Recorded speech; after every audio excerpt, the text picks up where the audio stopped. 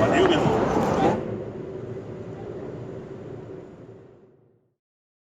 Aproveitar e falar um pouquinho disso aqui, esse modelinho aqui, ó.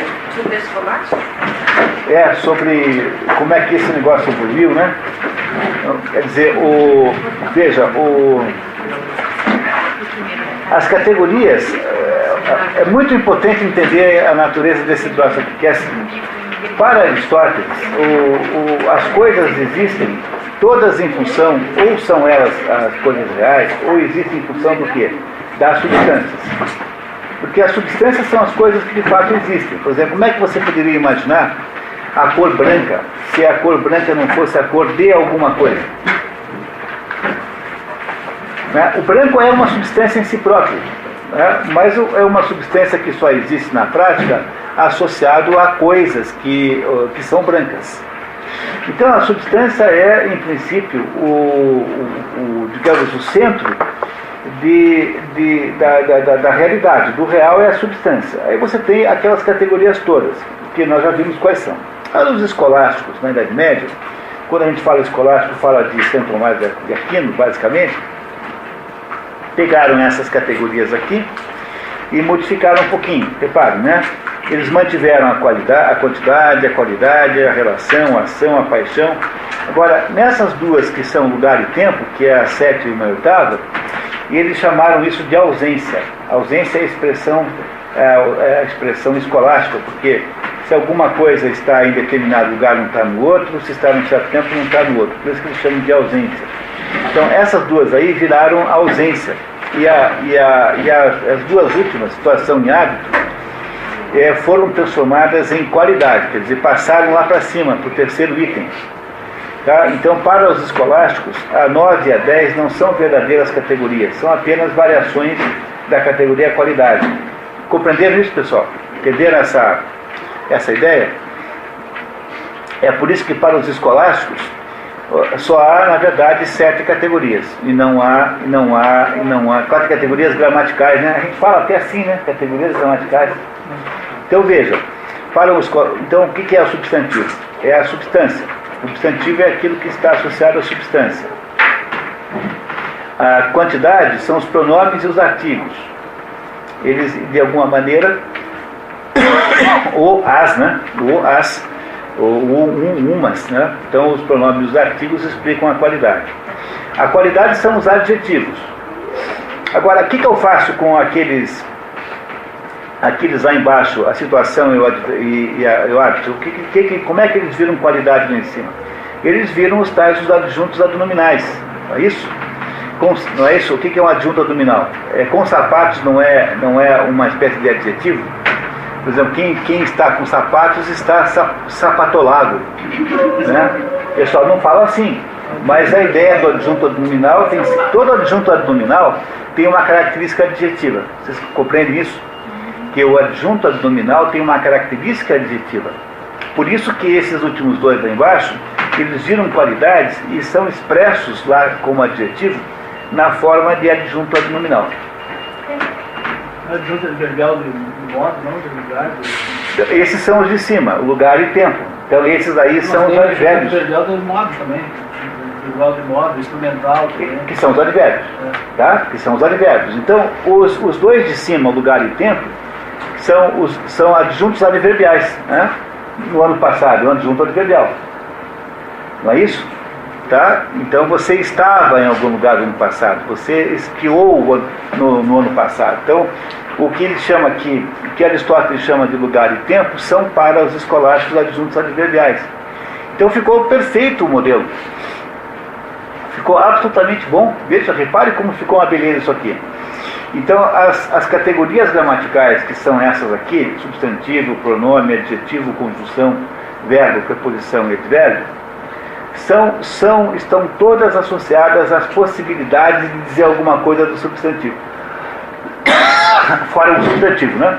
Então, o pronome, o adjetivo, a conjunção, o verbo, a preposição, o advérbio, são possibilidades de declarações e especificações do substantivo, concordando com Aristóteles. No fundo, isso que a gente chama de categoria gramatical, portanto, é o próprio modelo aristotélico, que a gente usa até hoje na escola e não sabe.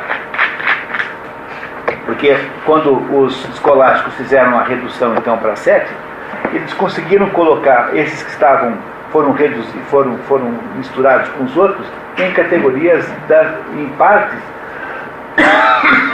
em subcategorias. Então, lugar e tempo é ausência, mas vira adjunto adverbial.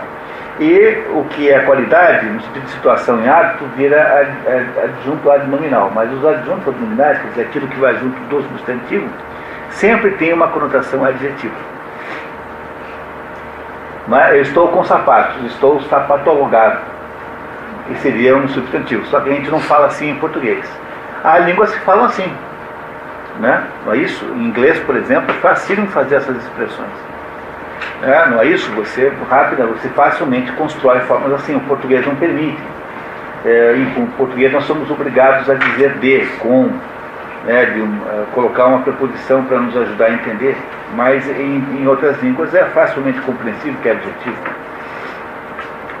O que quer dizer com isso aqui é que esse modelo aqui do Aristóteles, das categorias de Aristóteles, substantivo e os seus acidentes, e os seus predicados, no fundo, ele chama de predicados.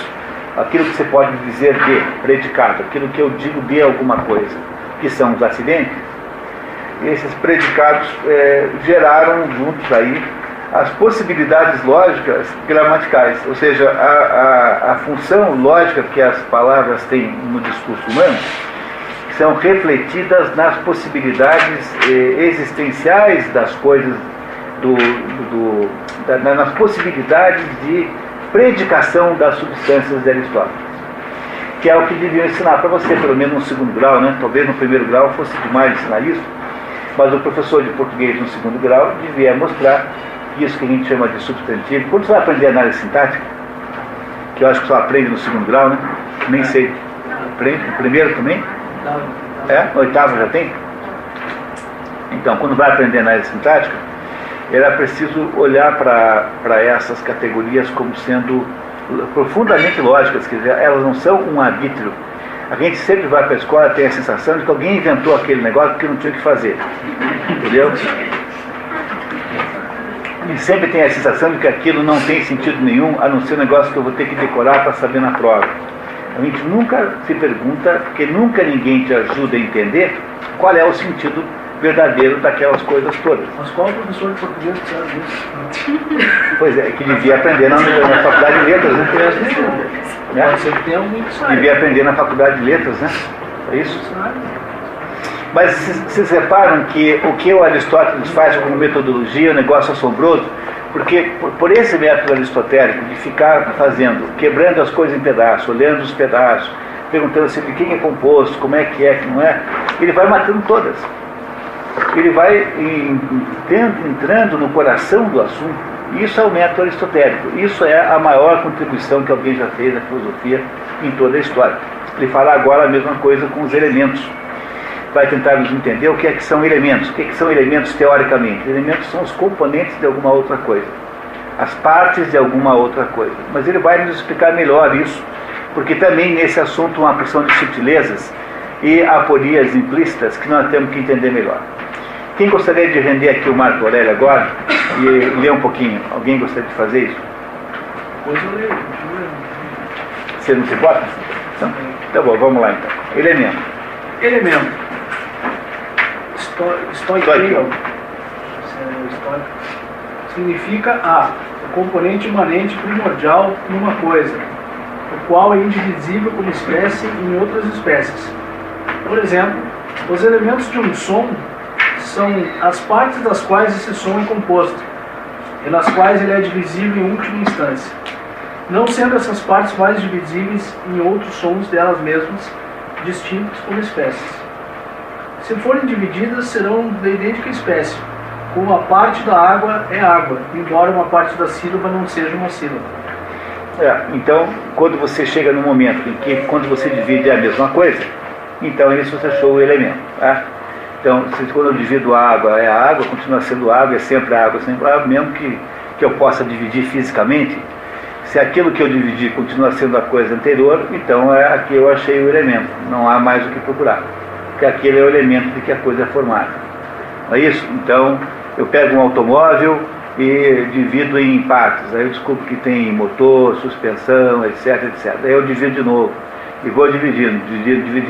Quando eu achar uma coisa que é única, que se repete, por exemplo, metal, então eu achei do que é composto automóvel, de metal. Porque o metal se manifesta de muitas maneiras. Ele se manifesta como caixa de câmbio, se manifesta como paralama, se manifesta como não sei o quê, como friso. Então, para eu saber qual é o elemento, eu tenho que ir quebrando até achar uma coisa que, ao ser quebrada, só produzirá mais da mesma coisa, de si mesma, e não uma coisa diferente. É isso que é o elemento. B. Os que se referem aos elementos dos corpos entendem semelhantemente, por elementos, as partes em que os corpos são, em última instância, divisíveis, não sendo mais em outras partes diferentes em espécie. E quer discorram sobre o tal elemento, ou mais de um, é o que entende por elemento. Esses são os naturalistas. Os naturalistas eram aqueles filósofos antes de Sócrates que diziam, que ele veio mencionando aqui, lembra quando ele faz aquele estudo sobre as causas, que ele fala de Parmênides, fala de Heráclito, fala de Tales, fala de Pitágoras, são todos os naturalistas. Os naturalistas estavam obcecados por essa pergunta, do que é feito o mundo. Então, como é que você resolve esse problema? Você resolve dizendo assim, eu vou dividir o mundo em pedaços, e toda vez que eu divido de novo, até que chega uma hora que eu não consigo mais dividir em outra coisa que não aquela que eu já tenho. Então, quando eu cheguei nesse ponto, eu sei do que é o mundo. Então, o Tales acha que o mundo é feito de água, porque tudo, no fundo, pode ser transformado em água. O outro acha que é feito de terra, o outro acha que é feito de ar, o outro acha que é feito de ódio, o outro acha que é feito de amor, porque, no fundo, eu chego sempre em alguma coisa comum, que é o que faziam os naturalistas. Ele explica o tempo todo. Ele tem uma literatura ele tem acesso a uma biblioteca dos naturalistas muito, muito maior do que nós temos hoje em dia, porque os naturalistas foram muito perdidos. Então, na prática, só há fragmentos, mas Aristóteles menciona obras e fala de livros que nós nunca encontramos. Ou seja, que os modernos não conhecem de fato. Mas o que eram os naturalistas? Eram aqueles sujeitos que queriam saber qual era, de que elemento é feita o mundo, né? É isso? Esse não é uma ideia completamente velha. O Leibniz queria saber do que são feitos os mundos, inventou o conceito de mônada. Mônada é os elementos dos quais o mundo funciona, são os elementos irredutíveis. Demócrito achava que eram os átomos. Átomo significa não pode mais cortar, porque chegou um ponto que não pode mais cortar sem destruir o elemento, portanto, o elemento é o átomo, é aquele mínimo. Então, elementos são todos aqueles entes que os filósofos antigos, para Aristóteles, que nós chamamos de pré-socráticos, ele chamava de filósofos naturalistas, porque justamente estavam envolvidos na descoberta do que é feita a natureza, atribuíam à própria natureza, do que é feita a natureza, qual é o conteúdo da natureza. O Heráclito achava que era o movimento, que tudo no fundo se resume a movimento, e assim por diante. Cada um desses filósofos naturalistas tinha uma tese sobre isso. Isso é maravilhosamente, essas teorias naturalistas são maravilhosas, porque há uma tendência a desprestigiar isso hoje em dia, mas alguns desses raciocínios são ainda hoje perfeitos. Alguns desses raciocínios desses pré-socráticos aí. O sujeito que mais entende de pré-socrático é o Giovanni Reale, que tem uma coleção de livros chamada História da Filosofia Antiga, em 4, 5 volumes, que é a melhor obra sobre os filósofos antigos. É uma obra maravilhosa, explicando um por um como é que eles pensavam, como é que funcionava. Muito bom. C. Os elementos das figuras geométricas, geralmente os elementos das demonstrações, têm significados muito semelhantes, uma vez que as demonstrações primárias contidas em muitas outras demonstrações são chamados de elementos das demonstrações. Por exemplo, há determinados pressupostos em geometria, quando você vai resolver um problema de geometria, você parte de determinados pressupostos que são pétreos. Você não vai debater aquilo, são os axiomas. Então, os axiomas que você usa permitem que você possa resolver um problema de geometria. É desses elementos que ele está falando. Ele está dizendo que a solução de um problema geométrico depende de pré-soluções de partes que são organizadas para orientar a solução do problema posterior. Então, é isso que ele também está chamando de elemento. Ele está aristotelicamente listando todas as possibilidades das palavras elementos. Tá? É isso que ele está fazendo. É um dicionário. O capítulo 5 é um dicionário dentro do livro. Há quem ache que esse capítulo não devia estar aí. Há quem ache que ele foi colocado depois. Há quem ache que ele nem foi escrito por Aristóteles, mas não há muita base nisso, porque o estilo é do Aristóteles. Tem que ser um aluno muito parecido com o mestre para poder ter escrito isso. Então ninguém entende muito bem, mas esse capítulo, em princípio, não fala com o resto do livro. Quer dizer, ele fala de elementos que estão no resto do livro, mas ele não é uma sequência natural dentro do livro, o capítulo 5. Por isso que nós estamos vendo antes do 4, porque nós precisamos desses conceitos para entender o 4. Tá? Continuando. Os silogismos primários, que consistem em 3 termos, um deles, o termo médio, são dessa natureza. Isso há uma grande dúvida nos exegetas sobre o que é que ele está chamando de silogismo primário, ninguém entendeu até hoje, mas pressupõe-se que seja o silogismo mais simples, aquele silogismo básico de todo homem é mortal, Sócrates é homem, logo Sócrates é mortal. Tá? Agora, exatamente se é isso que ele está falando, ninguém sabe. Tá? Aqui há uma espécie de mistério aqui de exegese. O termo elemento é também empregado metaforicamente a qualquer pequena unidade que se presta a vários propósitos. E, em decorrência disso, aquilo que é pequeno, simples ou indivisível é classificado como elemento. E, daí conclui-se que as coisas mais universais são elementos, já que cada uma delas, por ser uma unidade simples, está presente em uma multiplicidade de coisas, ou em todas ou em tantas quanto possível, devendo-se acrescer a isto que, para alguns, a unidade e o ponto são primeiros princípios. Esses são os pitagóricos. Quer dizer, quanto mais simples a coisa, mais é possível que ela seja universal, né? Então, por exemplo, em todos os seres vivos há átomos de carbono. Então, é por isso que eu posso dizer que o elemento de todos os seres vivos é o carbono. Não é? Então, quanto mais simples é aquele elemento, mais ele é universal e genérico. Porque é mais provável que ele esteja em todas as coisas. Então, se você acha que o ponto e a reta são os elementos que estão em todas as coisas, porque todas as coisas podem ter uma representação geométrica, então você pode dizer, como os pitagóricos, que o mundo é feito de números, que é feito de relações geométricas. O carbono forma uma forma geométrica perfeita, um tetraedro. Entendeu? Mas o que é que dizem os antigos pitagóricos? Quando ele diz que o número é a origem do universo, ele está dizendo isso, está dizendo que os números, porque todas as coisas podem ser representadas por números, então os números são o elemento constituinte do mundo, da realidade. Então, quando você estuda os números, você estuda a realidade. E para entender os mistérios do mundo, é preciso entender os mistérios da realidade, dos números. Para entender os mistérios do mundo, é preciso entender os mistérios dos números.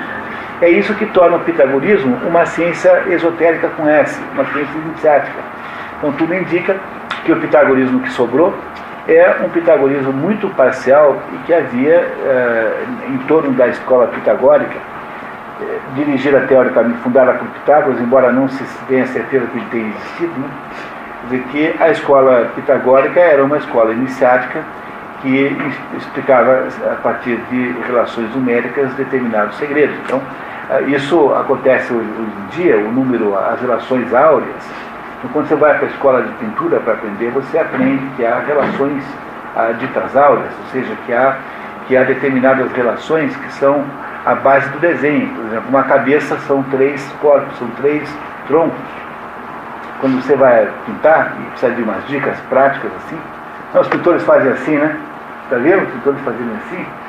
Né? Porque você mede daí aquelas distâncias, porque o corpo humano é cheio de relações, digamos assim, padrão, e essas relações todas são relações geométricas, eram estudadas pelos pitagóricos, porque achavam que as linhas e os pontos eram a origem de todas as coisas. Você as entende, você entende todas as coisas que existem. Na tentativa grega de entender os mistérios do cosmos, como é que as coisas são de fato. F. E visto que os chamados gêneros são universais e indivisíveis, uma vez que não há fórmula deles... Fórmula inteira de definição, tá? Há quem chame os gêneros de elementos, em que eles de preferência as diferenças, pela razão do gênero ser mais universal. Com efeito, onde a diferença está presente, acompanha o gênero, ao passo que onde o gênero está presente, nem sempre a diferença está presente. Como é que se explica isso? É fácil de entender. Veja, o que é um gênero? Um gênero é, por exemplo, a máquina. Né? Então, o que é a máquina? Máquina é um nome genérico, por isso aqui é gênero. Gênero genérico vem de gênero. Tá? Então, a máquina é um nome genérico que envolve o quê? Todas as espécies em situações diferentes. Então, a máquina que roda sobre lagartas é um trator, a máquina que roda sobre lagartas e tem um canhão é um tanque de guerra, a máquina que voa é um avião, a máquina que produz torradas é a torradeira, a máquina que não sei o quê. Cada máquina que existe, cada espécie, então você tem uma espécie chamada torradeira, não tem? Que tem diversos tipos de torradeira, mas há uma coisa chamada torradeira. O que ela é? Ela é uma máquina, ela é, portanto, é o gênero máquina, porém com uma diferença que só ela tem. Olha, qual é a diferença só que a torradeira tem? Ela é a única máquina que produz torradas. Então, a torradeira se diferencia do gênero por ser mais específica. Então, ele está dizendo o seguinte, que o gênero é mais genérico que o espécie. Que a espécie, é óbvio que sim. Porque a espécie só é espécie porque tem uma diferença específica em relação às outras espécies do mesmo gênero. Não é isso? Pega assim, outro exemplo, os animais. Os animais são um gênero. Mas existem animais que são tão específicos que eles criam uma espécie. Por exemplo, há um tipo de animal que, além de raciocinar, é capaz de rir. Só o homem é capaz de rir e só o homem raciocina. Então, mesmo que você considere que um cachorro pode raciocinar de vez em quando, então há alguma, por exemplo, pega outra diferença específica. Só o homem tem consciência moral. Pronto. Então, o que significa essa diferença específica? Chama-se mesmo diferença específica, chamada consciência moral. Significa que do gênero animal eu posso retirar uma espécie chamada ser humano. O que é o ser humano? É uma espécie que tem uma diferença específica das outras espécies. Por isso que ela é uma espécie separada. Então ele está dizendo que o gênero é mais universal do que a espécie. Mas claro que é. É óbvio. Por quê? Porque se eu tenho alguma espécie, eu tenho necessariamente a diferença específica. Onde tem espécie, tem diferença específica, logo tem gênero. Porque a diferença específica é em relação ao gênero. Mas eu posso ter um gênero que não tenha espécies. Portanto, um gênero que seja ele próprio resumo e não necessariamente tem espécies. E é por isso que algumas pessoas acham que o gênero também é uma espécie de elemento. Mas isso é o Platão que acha, né? Ele está falando do Platão. Isso aqui é o Platão que acha, ele está falando do Platão especialmente.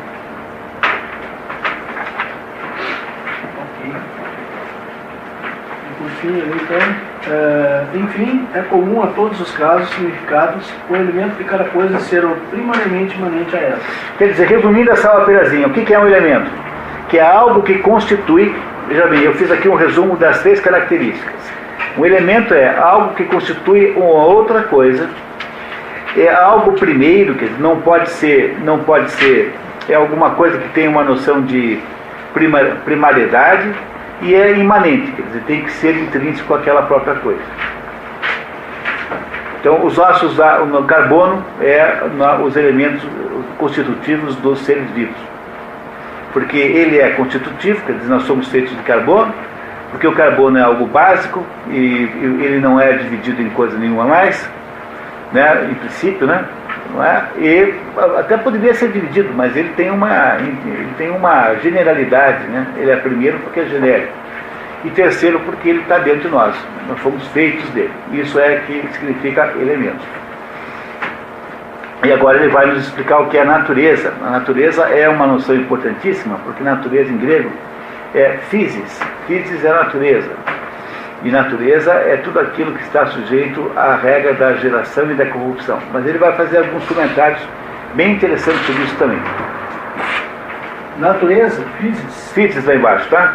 Significa a gênese das coisas que crescem, sentido insinuado se pronunciarmos o U de physis longo. É, porque é só com essa pronúncia que a physis significa isso, a gênese. Os outros dois chamam essa gênese de naturação. Naturação é o nome que se deveria dar para isso. Então, o que é a natureza? É a naturação das coisas que crescem. Em que sentido que isso é assim? Quer dizer, é que há dentro dessas coisas, dentro da própria natureza, um potencial de autodesenvolvimento, nesse sentido que são as coisas que crescem. P. A coisa imanente a partir da qual a coisa que cresce principia a crescer. C. A fonte da qual o movimento primordial em todo objeto natural é induzido nesse objeto como tal. Diz que todas as coisas crescem extraindo o aumento de uma outra coisa, através de contato e unidade orgânica, ou adesão, como no caso dos embriões. O embrião no útero da mãe cresce porque retira da mãe os elementos pelos quais ele cresce. Tá? Agora ele vai explicar que tem uma diferençazinha aqui. A unidade orgânica é distinta do contato, pois nesse não há necessidade de haver nada mais além do contato. Enquanto em ambas as coisas que formam uma unidade orgânica, há alguma coisa idêntica que produz, em lugar de mero contato, uma unidade que é orgânica, contínua e quantitativa, mas não qualitativa. Quer dizer que uma coisa que é contínua e quantitativa, mas não qualitativa. Quer dizer que duas coisas que estão juntas podem ou não podem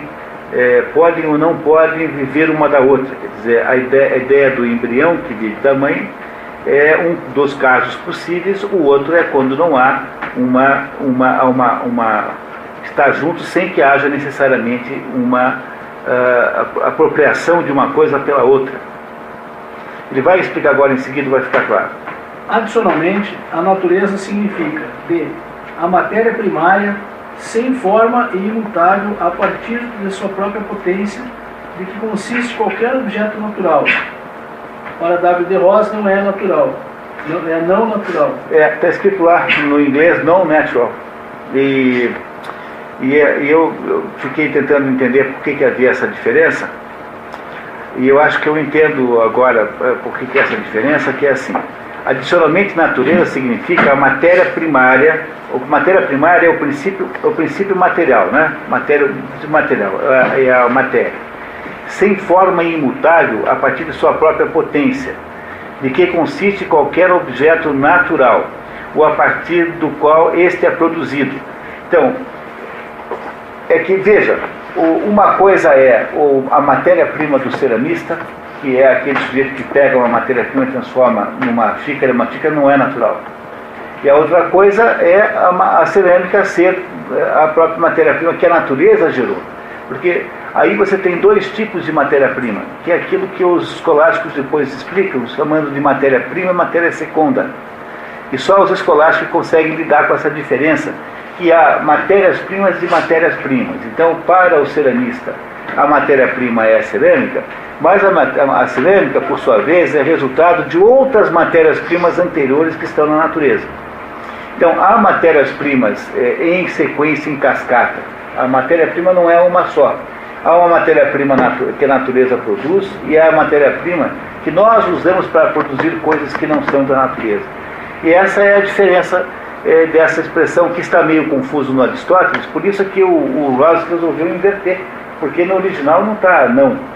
Entendeu? Então, o que o Ross faz? Tenta consertar o que Aristóteles, ou se for Aristóteles ou algum copista, né, o texto está confuso, e tenta colocar no lugar a expressão, tenta corrigir, deixando claro que não é a matéria-prima da natureza, mas é a matéria-prima que alguém usa da natureza para produzir uma coisa que não está na natureza.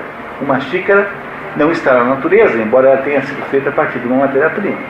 Essa é a razão pela qual tem essa confusão. Bem, matéria-prima sem forma imutável a partir de sua própria potência, de que consiste qualquer objeto natural, ou a partir do qual este é produzido. Porque é exemplo bronze ser chamado de natureza, de uma estátua e de artigos de bronze, e a madeira a natureza de artigo de madeira. Algo análogo ocorrendo em todos os demais casos, pois quando um artigo é feito dessas naturezas, a matéria primária é preservada de maneira persistente. É nesse sentido que as pessoas chamam de natureza os elementos dos objetos naturais, alguns indicando ser ela o fogo, outros a terra, o ar ou a água. Que são as pessoas? São os naturalistas, os filósofos naturalistas, os pré-socráticos.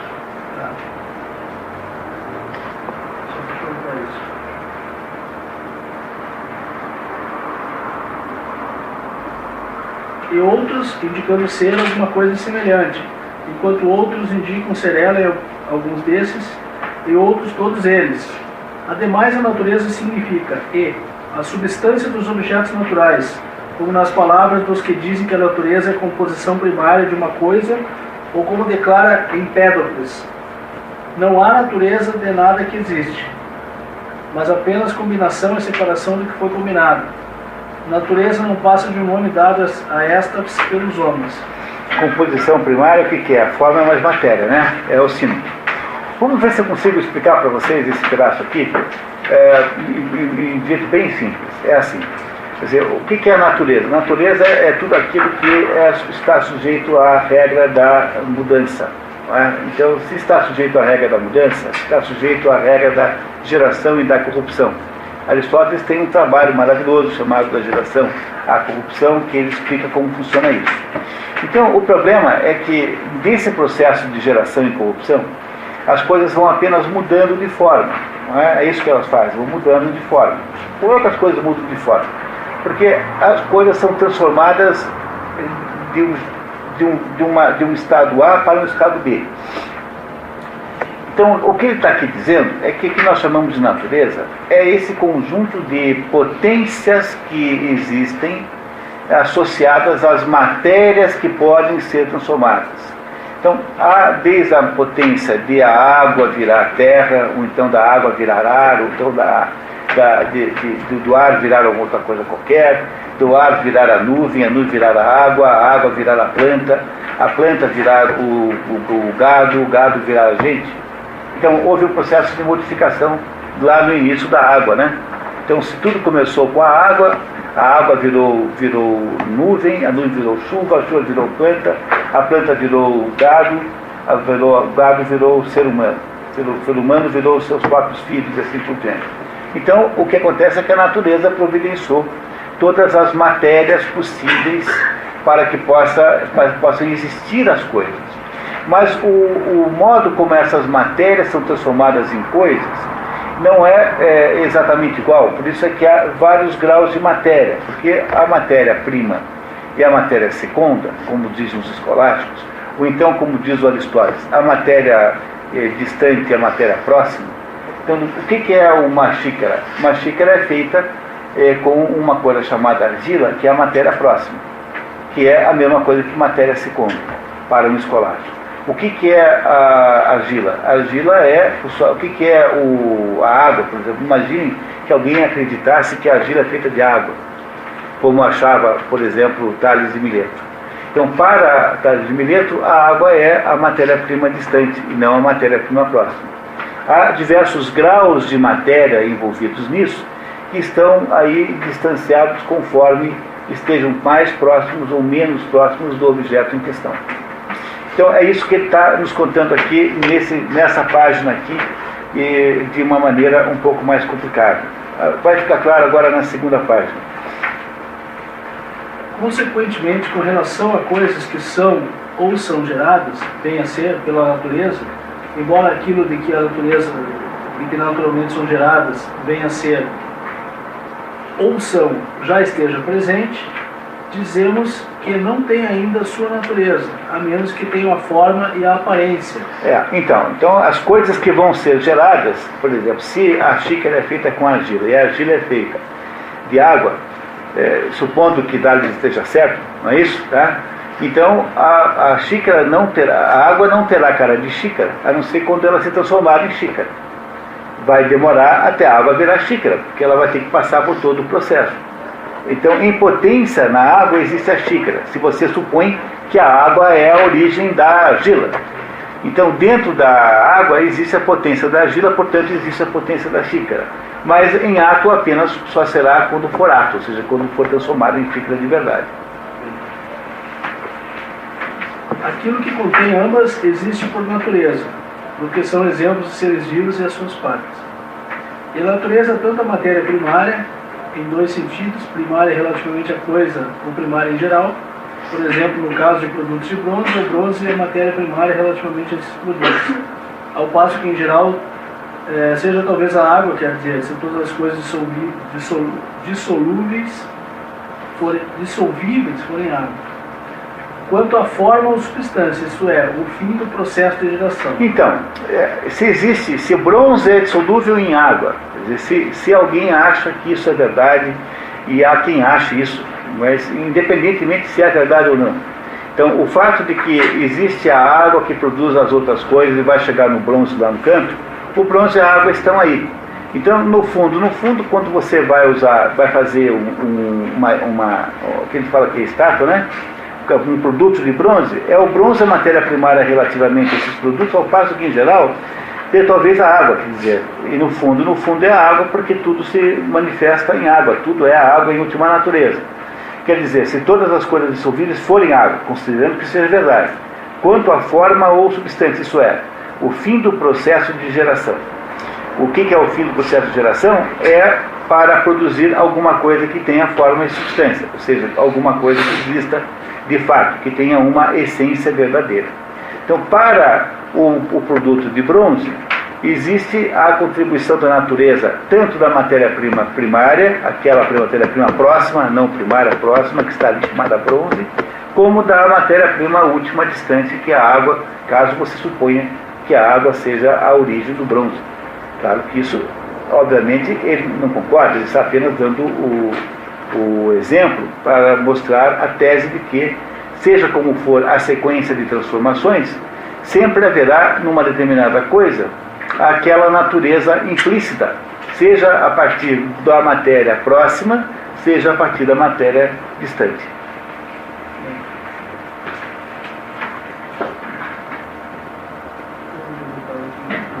Na verdade, em função desse sentido de natureza, por uma extensão do significado, toda substância em geral é chamada de natureza, porque a natureza de qualquer coisa é um tipo de substância. Do que foi dito, conclui-se então que natureza, no sentido primordial e estrito, é a substância das coisas que encerram em si mesmas, como tais, um princípio de movimento. De fato, a matéria é chamada de natureza devido à sua capacidade de receber a natureza. E os processos de geração e crescimento são chamados de natureza, porque são movimentos originados da natureza. E a natureza, nesse sentido, é a fonte de movimento nos objetos naturais, o qual é, de algum modo, a eles inerente, ou em potência ou em ato. Portanto, a natureza é aquele conjunto de coisas do quais as coisas todas outras derivam. Ou seja, a natureza é a potência geral do mundo manifestado.